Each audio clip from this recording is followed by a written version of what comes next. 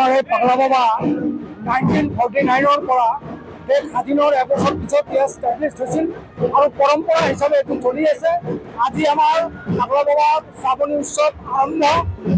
প্ৰথম দিনে আমি কাৰ্যসূচী হ'ল বাবাৰ অভিষেক আৰু অভিষেকৰ পানী আমি আমাৰ ব্ৰহ্মপুত্ৰ আৰু গদাধৰ মিলন ক্ষেত্ৰৰ পৰা আমি এই অভিষেকৰ পানী আনি বাবাৰ অভিষেক কৰা হয়।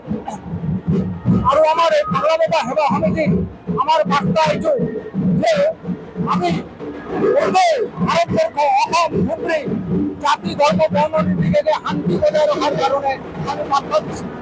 আমাৰ কাৰ্যসূচী মতে আমাৰ যেটো নেকি বাবাৰ শ্ৰাবণী উৎসব আমাৰ চলিব।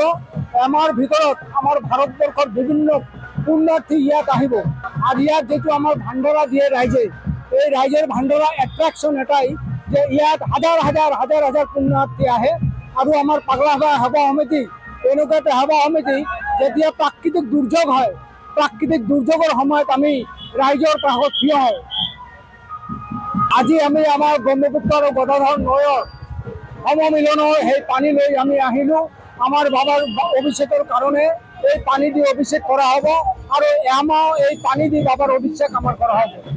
আৰু আজিৰ যেটো প্ৰগ্ৰাম এতিয়া আমাৰ যিবিলাক সদস্য ৰাইজ আহিছে ইয়াত তেখেতক আজি আমি বাবাৰ প্ৰসাদ বিতৰণ হ'ব অলপ পিছত। আৰু আমি এটাই বাৰ্তা দিওঁ, আমি শান্তি আৰু প্ৰগতিৰ বাৰ্তা দিওঁ, গোটেই বিশ্ব যাতে শান্তি বজাই থাকে। আমাৰ এই পাগলা বাবা 1949ৰ পৰা দেশ স্বাধীনৰ এবছৰ পিছত এষ্টাব্লিছ হৈছিল আৰু পৰম্পৰা হিচাপে এইটো চলি আছে। আজি আমাৰ পাগলা বাবা শ্ৰাৱণী উৎসৱ আৰম্ভ।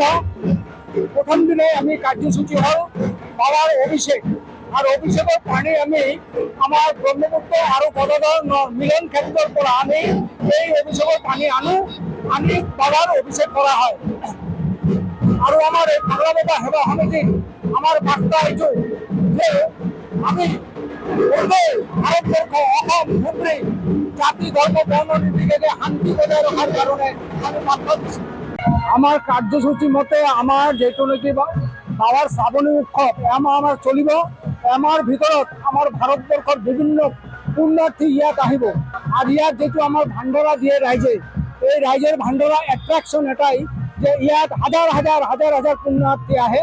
আৰু আমাৰ পাগলা সেৱা সমিতি এনেকুৱা এটা সেৱা সমিতি যেতিয়া প্ৰাকৃতিক দুৰ্যোগ হয়, প্ৰাকৃতিক দুৰ্যোগৰ সময়ত আমি ৰাইজৰ কাষত থিয় হওঁ।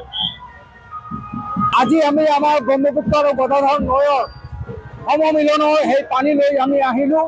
আমাৰ বাবাৰ অভিষেকৰ কাৰণে এই পানী দি অভিষেক কৰা হ'ব আৰু এমাহ এই পানী দি বাবাৰ অভিষেক আমাৰ কৰা হ'ব। আৰু আজিৰ যেটো প্ৰগ্ৰাম এতিয়া আমাৰ যিবিলাক সদস্য ৰাইজ আহিছে ইয়াত তেখেতক আজি আমি বাবাৰ প্ৰসাদ বিতৰণ হ'ব অলপ পিছত। আৰু আমি এটাই বাৰ্তা দিওঁ, আমি শান্তি আৰু প্ৰগতিৰ বাৰ্তা দিওঁ, গোটেই বিশ্ব যাতে শান্তি বজাই থাকে। যিকোনো খবৰৰ বাবে যোগাযোগ কৰক আমাৰ এই নম্বৰত 9181 307 221।